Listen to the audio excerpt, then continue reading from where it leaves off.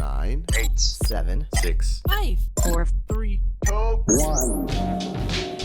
Hey tenors, it's April 29th and President Biden has been in office for 100 days. In the next 10 minutes, we'll find out what's up with presidential milestones. I'm Bethany Van Delft, and this is the 10 News. So exactly what has President Biden been up to in the 100 days since his inauguration? And why does the 100-day mark even matter? Let's go to our correspondent, Pamela Kirkland, to find out. From a historic, diverse cabinet to hundreds of millions of COVID-19 vaccines being sent out, President Biden's first 100 days have had a lot of achievements. It also hasn't all been smooth sailing. But 3 months into his presidential term, let's take a look at what his administration has been able to do.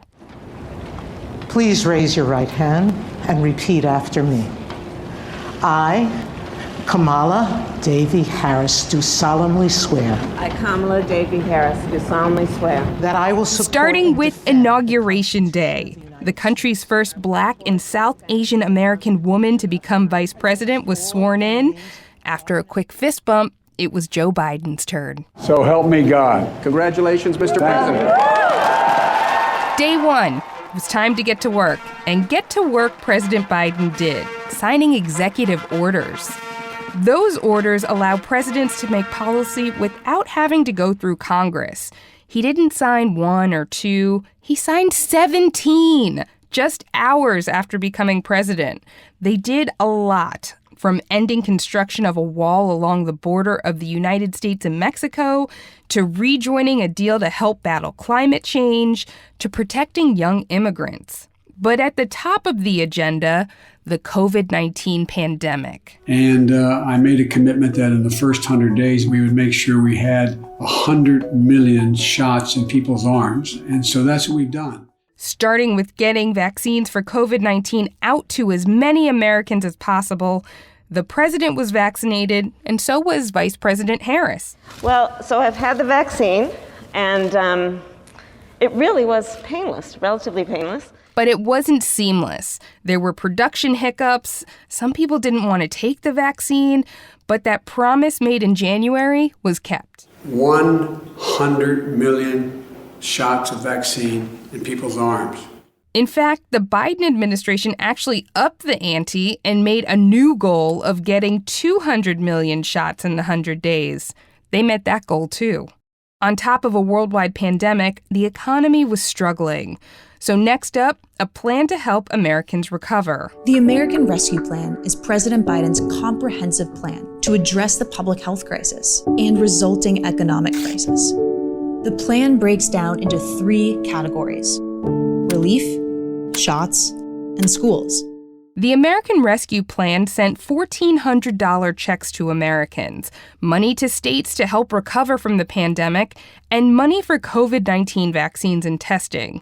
But it didn't come cheap. That plan cost $1.9 trillion. While President Biden was rolling out his new plans, he started nominating his cabinet, the group of government officials who serve as the president's closest advisors. It's the most diverse cabinet ever. History is being made yet again. Thank you. And it includes the very first Native American cabinet secretary in U.S. history. The president made reopening schools for in-person learning a top priority in his first 100 days and directed roughly $140 billion to school districts to help them return students to the classroom. But the first 100 days also brought some special four-legged members back to the White House. Did you hear that? That was Champ. Or maybe it was Major. Anyway, it was one of the president's German shepherds barking at the end of a meeting. The 2 presidential pups moved into the White House from Delaware. But even they've had a rocky first 100 days. Major was in the doghouse for a biting incident, and someone left a poo present in the diplomatic room. But there's no time for doggy drama. The first 100 days of a president's term are crucial. Why, you ask? Well, historically, what a president is able to accomplish in their first 100 days becomes their legacy. It started back when Franklin Delano Roosevelt was president. FDR passed 15 major pieces of legislation and 76 laws during the first 100 days of his presidency back in 1933. It's a high bar that's been set. So how do you think the president's doing so far? That brings us to our The 10 News definition breakdown. We just heard that President Biden has signed a whole lot of executive orders. But what is an executive order? Well, it's not what the president wants for lunch. An executive order is something written, published, and signed by the President of the United States that manages how the federal government operates. Executive orders are considered law, but they don't have to be approved by Congress. Congress can make it really hard to actually carry out the order by passing legislation to take away funding or otherwise making things difficult. But only a sitting U.S. president can overturn an executive order by, wait for it, issuing another executive order. Oh, geez. Now that we're caught up on presidential news, what else is going on in the world? Well, doctors in New York looking for ways to clear brain fog in COVID-19 patients are testing a prescription video game. What? It's already been cleared as an ADHD treatment for kids between 8 and 12 years old. Awesome. The 2020 U.S. Census results are in, and lots of changes are happening in Congress as a result. Check out our episode this Saturday for more on what it all means. Alrighty then. A high school in England reportedly received a package from a former student containing a library book that was overdue by 32 years. Seriously? School officials estimate the late fees at $1,163, but have no plans to collect. And big mouse news this week, Disneyland and Disney California Adventure are reopening this Friday, April 30th. Oh, boy. Well, sort of. The park will only be open to California residents for now, and not everything will be open, but it's a small start. It's a small start after all. It's a small start after all. What's that over there? I think it's a What? What's the big idea? trivia on the 10. The Biden's dog may have gotten into some trouble since moving into the White House, but Major isn't the first presidential pet to cause a stir. Which of the following was a real presidential pain? A, a potty-mouthed parrot, B, a ferocious ferret, or C, a curtain-destroying cat?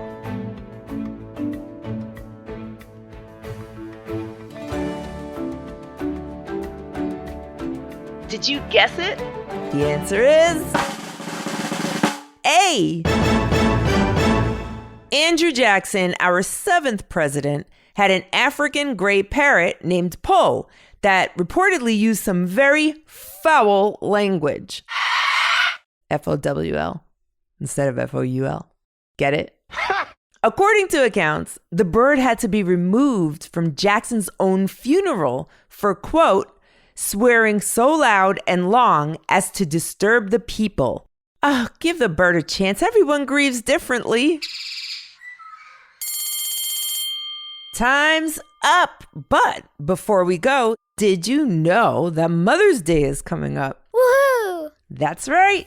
And we're preparing a really fun episode to celebrate moms and mother figures in our lives. Do you have a story to share, or would you like to give a mom a shout out on the show?